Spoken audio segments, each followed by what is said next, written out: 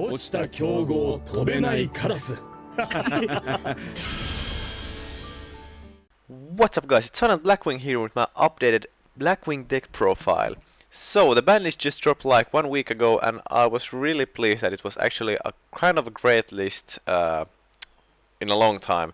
The only card or decks that I thought that should have maybe been hit were at least Shadows and Invoked, or it's pretty much maybe even you could call it the same deck, but Aleister or like the trap that summons Winda or something should be maybe have done to that deck, but nevertheless I think it was a great list, like 8.5 out of 10.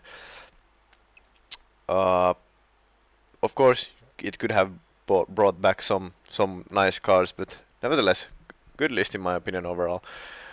But yeah, back to my deck profile. So actually the deck, it's gonna evolve as long as the meta is evolving, or the format.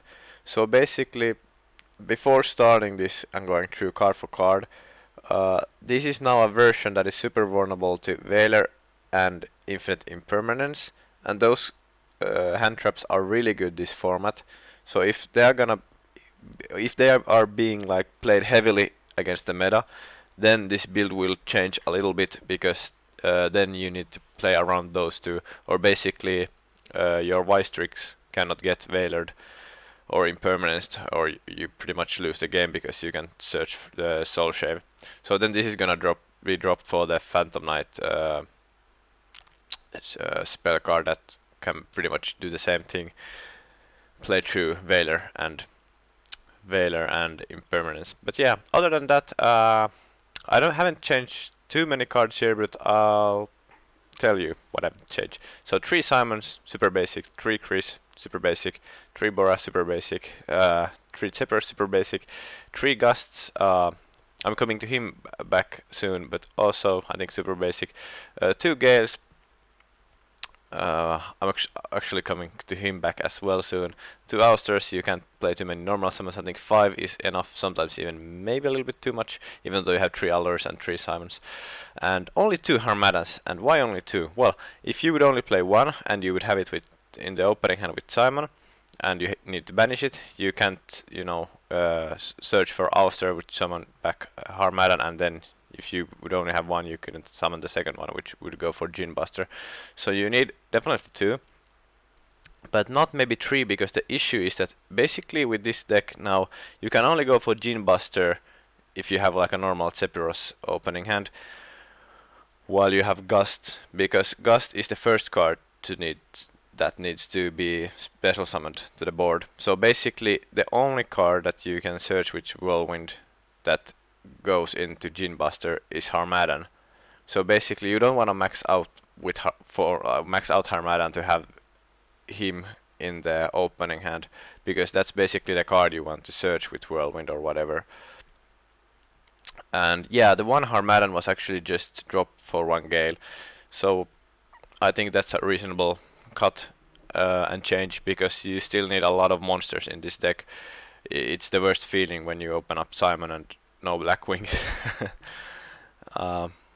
Yeah, 1 of Roshi still. I actually tried some like Vayu 1-for-1 needle fiber combos with Sohaya, but they just didn't really go anywhere.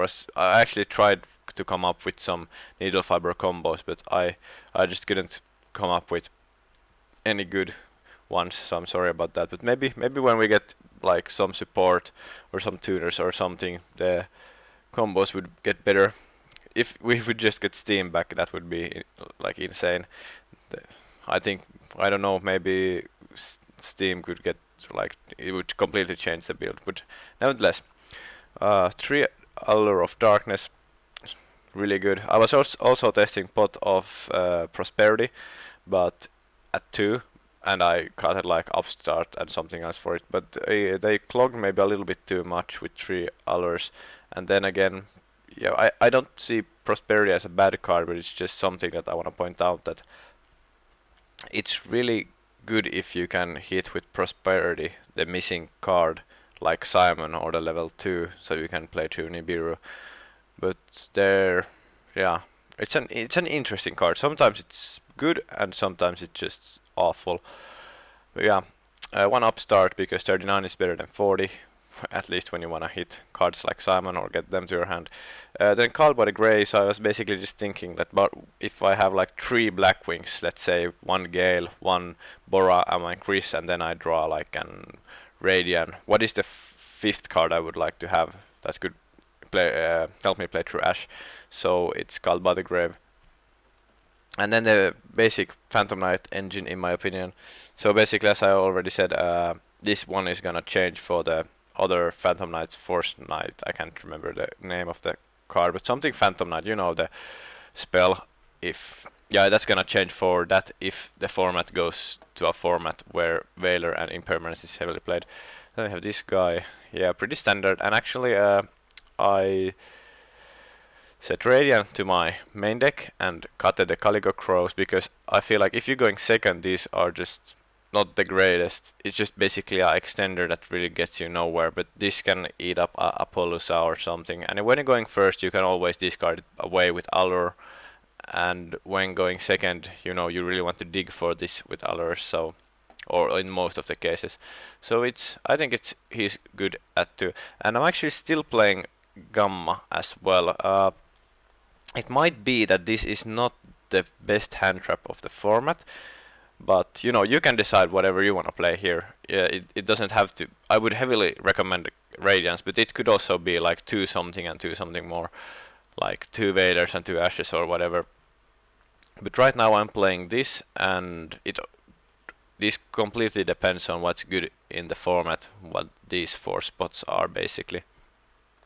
If Dragoon would have gotten banned and there would have been more like back row decks, I probably wouldn't even play Radiance. But right now I feel Radiance are also really good.